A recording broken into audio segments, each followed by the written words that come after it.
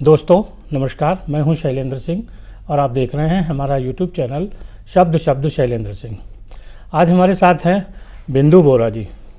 बिंदु बोरा जी जो लखनऊ उत्तर की विधानसभा सीट है उसके विधायक हैं डॉक्टर नीरज बोरा, उनकी पत्नी हैं। इसके अलावा आप एक कॉलेज भी है, हॉस्पिटल है जिसकी वो डायरेक्टर हैं, महिला सशक्तिकरण को लेकर काम करती हैं। आज हम बात ये करेंगे कि किस तरीके से राजनीतिक परिवार में आके उनके जीवन में जो बदलाव आया, पहले राजनीति के बारे में उनकी क्या सोच थी, क्योंकि बिंदु जी की जब शादी हुई तब इनके जो फादर इन लॉ ससुर जी थे डीपी बोरा साहब, वो लखनऊ पूरे प्रदेश की एक जानी मानी हस्ती थी। उनका एक राजनीतिक परिवार होता था और उस परिवार से आती हैं। लेकिन बिंदु जी का अपना जो परिवार था वो कतई राजनीतिक नहीं था और वो यहाँ आके इन्होंने राजनीति देखी। हम लोग समझेंगे कि उस दौर से और इस दौर तक राजनीति में क्या अंतर रहा है और क्या चीज़ें उनको संभालना पड़ता है। बहुत बहुत आपका स्वागत है। हम शुरुआत वहीं से करेंगे कि जब आप शादी हो के यहाँ आई जी, कैसे आपको आपका घर परिवार जो है वो राजनीति से दूर था, फिर राजनीति को आपने कैसे धीरे धीरे समझा?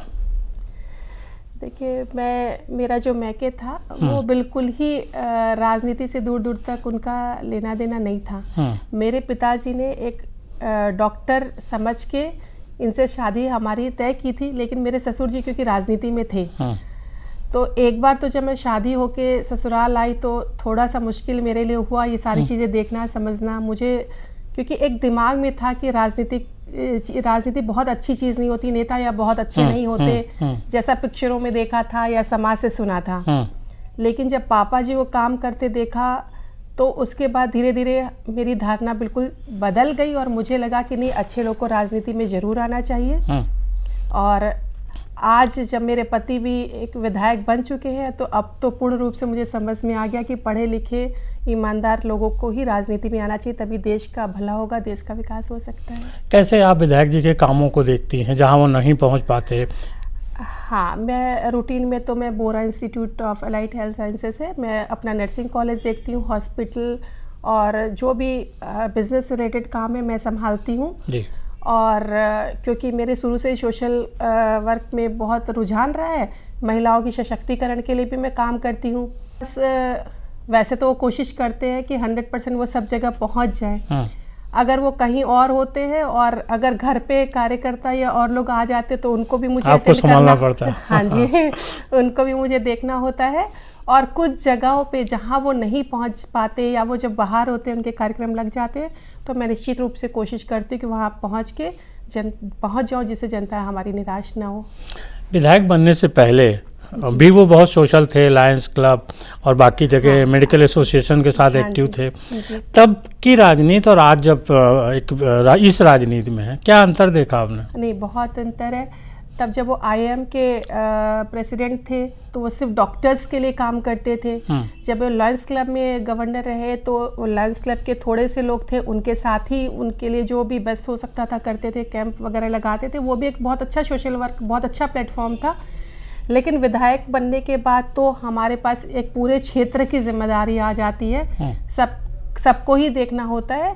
तो वो जितना भी काम करते हैं और मैं कोशिश करती हूँ कि सोशल वर्क करके हम और एक प्लेटफॉर्म और अच्छा मिल जाता है, राजनीति का थोड़ी मजबूती आती है। जो काम हमारी करने की शुरू से इच्छा थी अब उसको हम साकार रूप में कर पा रहे हैं। मतलब घर में जो उनकी गतिविधियां रहती हैं, कैसे उनकी दिनचर्या कितने बजे से शुरू होती है, क्योंकि लोगों से मिलना फिर रात तक कार्यक्रम? जी, उनकी दिनचर्या तो बहुत टफ है। कभी कभी मुझे लगता है कि जिन लोगों को भी नेताओं के बारे में या राजनीति के बारे में जो भी गलत धारणाएं बनी हुई हैं उनको आके मैं कहती हूँ एक सप्ताह आके हमारे घर में हमारी दिनचर्या को जरूर देखना चाहिए।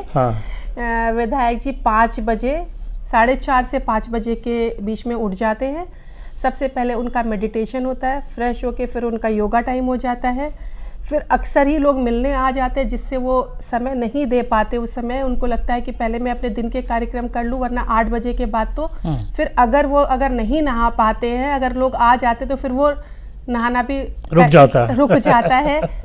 कई बार ऐसा होता है कि वो बिना ब्रेकफास्ट किए भी उनको निकलना पड़ जाता है। और एक बार निकलने के बाद ये होता है कि ना दोपहर के भोजन का कुछ ऐसा है कि करे, क्योंकि वो बाहर का खाते नहीं, फिर पूरा दिन ही उनका काम में निकल जाता है। वैसे रूटीन में वो 9 बजे के आसपास जनता दर्शन के लिए 3 दिन अपने ऑफिस में जाते हैं, बाकी जनता के काम में लगे रहते हैं। दोपहर के बाद से वो जो भी अपने वर्क वो पूरे करते हैं और शाम को ज़्यादातर शादी ब्याह जो पार्टीज जो भी जनता जहाँ बुला ले, या कभी कभी धार्मिक कार्यक्रम, कथा भागवत, इस तरह के कार्यक्रमों में इनको जाना ही जाना होता है। वो कोशिश होती है कि हर जगह वो पहुँचे। जी, आपकी लाइफ कितना बदली उनके विधायक होने के बाद? व्यस्तताएं बहुत बढ़ गई। हाँ, मेरी भी व्यस्तताएं पहले मैं सोशल वर्क ही में फुल टाइम लगी रहती थी। अभी क्या है कि इन बिजनेस में मुझे थोड़ा ज़्यादा समय देना पड़ता है, लेकिन मुझे इस बात की खुशी है कि जो मेरा बिजनेस भी है, जो मेरा काम भी एएनएम जीएनएम, मैं महिलाओं के सशक्तिकरण के लिए पहले भी काम करती थी और अब जो बिजनेस में भी मैं काम कर रही हूँ वो महिलाओं के लिए ही है। बहुत गरीब और बहुत ही नीचे तबके वाले घर की लड़कियां ही एएनएम जीएनएम वगैरह कोर्सेज में आती हैं। उनकी काउंसलिंग करना, उनको समझाना, और वो मेरे बिजनेस भी देखना पड़ता है, बच्चों को भी साथ में देखती हूँ, और इनकी भी पॉलिटिकल जो भी चीज़ें छूट रही हो तो उसको भी मैं काफ़ी देखती हूँ। लेकिन मैं इस सबको एंजॉय करती हूँ, मुझे अच्छा लगता है ये सब करके, मुझे कोई कष्ट नहीं होता। हाँ, इनका समय थोड़ा सा कम मिल पाता है, लेकिन फिर भी अच्छा है, क्योंकि लगता है कि एक अच्छे काम में लगे हुए हैं तो पूरा सहयोग मेरे बच्चे भी देते हैं और मैं भी इनको देती हूँ। अब में भी एनर्जी बढ़ी उसके बाद? हाँ जी, एनर्जी 100% बढ़ी है। हाँ। और मुझे लगता है कि आप जितना काम करते हैं उतनी ही आपकी एनर्जी बढ़ती जाती है। और इतने काम के बाद भी मैं समय निकाल के स्लम्स में जाना, बच्चों की करियर काउंसलिंग करना, स्पेशली महिलाओं के लिए, क्योंकि मुझे ऐसा लगता है कि महिलाओं के सशक्तिकरण की बहुत ज़्यादा ज़रूरत है और महिलाओं को इतना आत्मनिर्भर होना चाहिए कि वो शादी के बाद किसी भी घर में जाए तो उनके साथ कोई प्रताड़ित ना करे उनको। और मुझे ऐसा लगता है कि महिलाएं कमज़ोर नहीं हैं, वो अबला बिल्कुल नहीं है, वो सबला है। खाली उनके अंदर थोड़ी सी कॉन्फिडेंस लेवल लाने की ज़रूरत है कि नहीं, आप भी कुछ कर सकती है। और लोगों की जो एक धारणा होती है कि जो महिलाएं समाज में निकलती हैं, राजनीति में निकलती हैं, उनको लेके भी ऐसा कुछ नहीं है। अगर वो मजबूत हैं अपनी तरह से, उनको कॉन्फिडेंस लेवल बहुत है, कोई उनका कुछ नहीं बिगाड़ सकता है।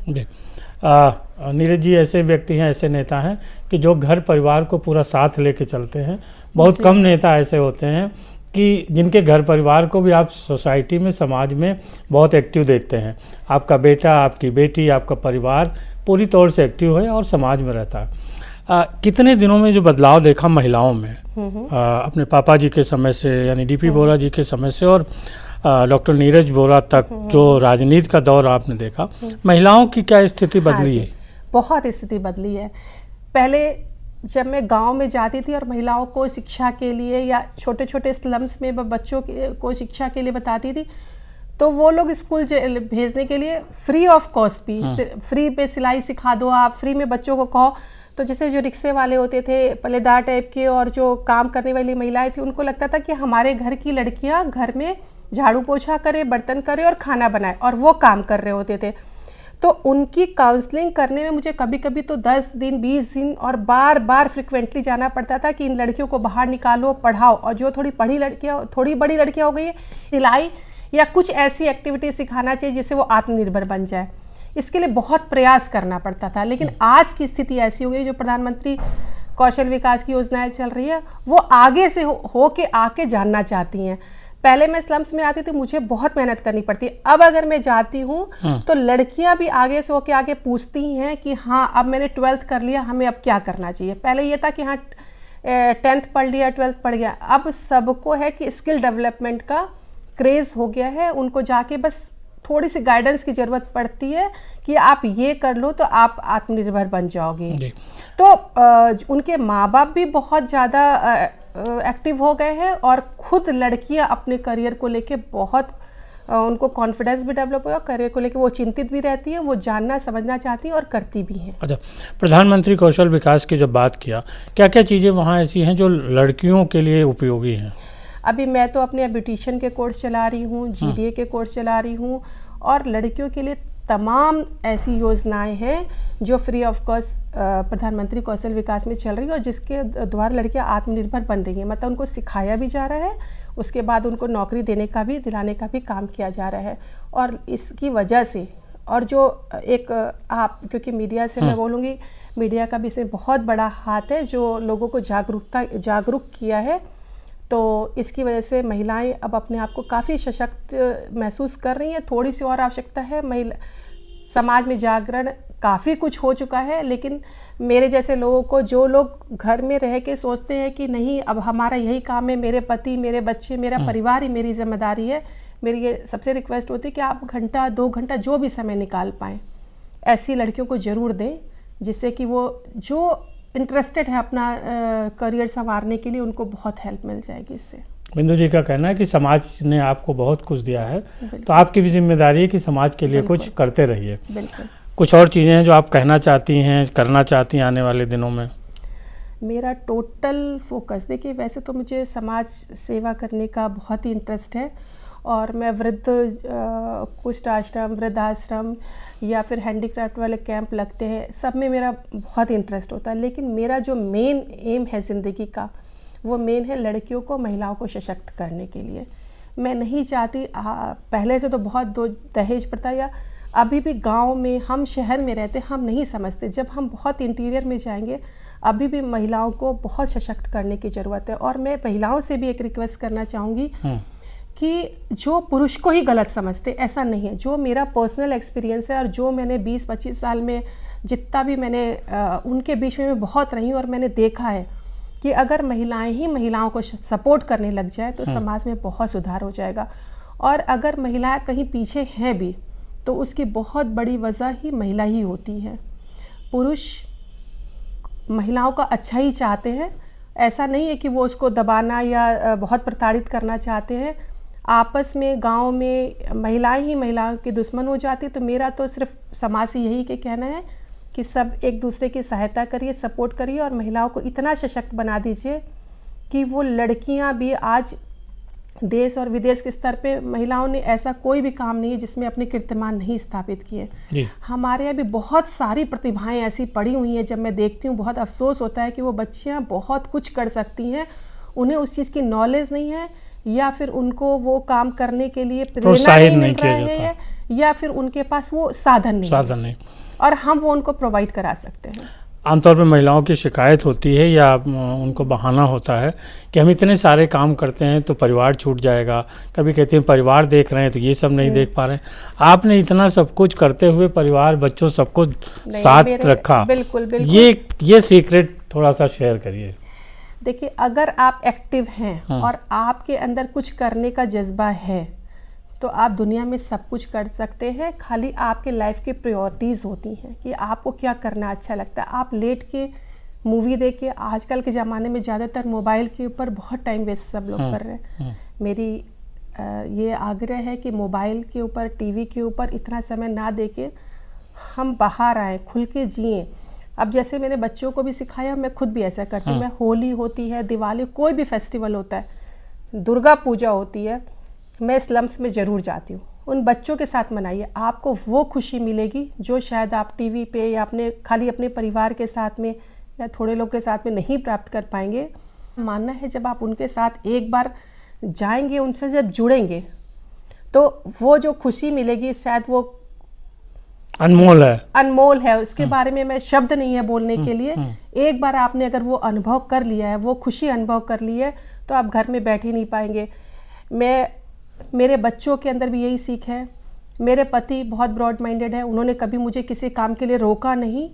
मैं घर भी देखती हूँ, पूरा बिजनेस भी देखती हूँ, सोशल वर्क भी करती हूँ, उसके बाद भी मेरे पास समय बच जाता है। कुछ आप हॉबीज़ भी करती हैं अपनी? क्या हॉबीज़ के लिए तो देखिए, पेंटिंग वगैरह का जो शौक था वो तो हाँ, थोड़ी सी संस्थाएं हैं, जैसे मैं राधा स्नेह दरबार की समय अध्यक्ष हूँ। एकल महिला संस्था चलती है, उसकी मैं उपाध्यक्ष हूँ। उसके थ्रू भी हम लोग सोशल वर्क करते हैं। थोड़ा भजन कीर्तन, ये किटी विटी मुझे थोड़ी कम पसंद है। मैं इस तरह की सोशल वर्क वाली जो संस्थाएं होती हैं उनसे, एकल के माध्यम से भी मैं उस संस्था से ही जुड़ती हूँ जिसमें मेरा इंटरेस्ट का काम हो रहा है। एकल एक बहुत बड़ी संस्था है, उसके द्वारा जो गरीब, जो बहुत छोटे छोटे एरिया है, उसमें हम लोग छोटे छोटे विद्यालय खोलते हैं। अभी तक पूरे भारतवर्ष में मिला के 1 लाख विद्यालय हो चुके हैं। अच्छा, जो एक बहुत बड़ी एकल विद्यालय। एकल विद्यालय, उसमें भी हम समय समय पे जाते हैं, गांव में महिलाओं से मिलते हैं, उनकी समस्याओं को समझते हैं, उनके बच्चों को स्कूल जाने के लिए प्रेरित करते हैं, उसमें एक टीचर का प्रबंध करते हैं। फिर उन टीचर से जाके हम फ्रिक्वेंटली मिलते हैं, शहर में भी उनको बुलाते हैं कि गांव और शहर का जो है भेदभाव कम हो जाए और वो समझे कि शहर वाले हमारी उन्नति चाहते हैं। उनके मन से ये निकालते हैं कि नहीं, हम बराबर हैं, हम बराबर हैं और हम भी आगे आ सकते हैं। तो इस तरह की संस्थाओं से ही अब राधा दरबार में हम भजन कीर्तन भी करते हैं, सोशल वर्क भी करते हैं। तो एक थोड़ा चेंज भी हो जाता है, समाज से मिलने का भी अवसर हो जाता है और सोशल वर्क भी हो जाते हैं जी। तो देखिए आपने बिंदु जी कितने काम करती हैं, उसके बाद भी उनके पास समय है और वो हर लोगों से मिलने, उनकी मदद करने को तैयार रहती हैं। वक्त निकालेंगे तो वक्त निकलेगा, वरना वक्त 24 घंटे ही सबके पास हैं, उसी में से सबको मैनेज करना होता है। तो ऐसी महिलाएं जो आमतौर पे ये कह देती हैं कि नहीं हमारे पास समय नहीं है, हम ये काम करेंगे तो घर परिवार कैसे, जिम्मेदारियां कैसे संभालेगी, बिंदु जी उन लोगों के लिए प्रेरणा है। बहुत शुक्रिया आपका जी। मैं कहना चाहूँगी कि कर जाओ कुछ ऐसा कि दुनिया करना चाहिए आपके जैसा। वाह, एक बार फिर से आप सभी साथियों का भी शुक्रिया और आप देखते रहिए, हम लोग ऐसे ही आपको नए नए लोगों से मिलवाते रहेंगे। शुक्रिया, धन्यवाद।